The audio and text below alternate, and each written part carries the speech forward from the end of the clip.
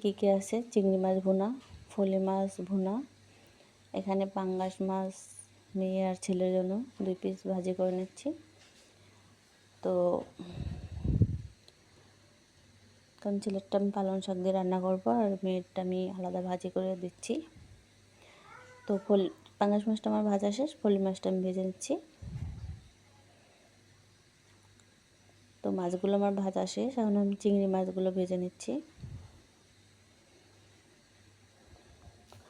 চিংড়ি মাছটা আজকে অন্যভাবে রান্না করতেছি, একটু ভেজে আলাদা করে তেলে ভেজে তারপর রান্না করব। দেখি আজকের ওইটা আবার স্বাদ অন্যরকম লাগবে।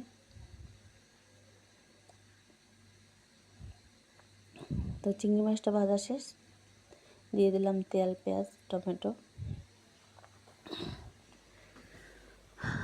তো টমেটো দিয়ে ভুনা করব।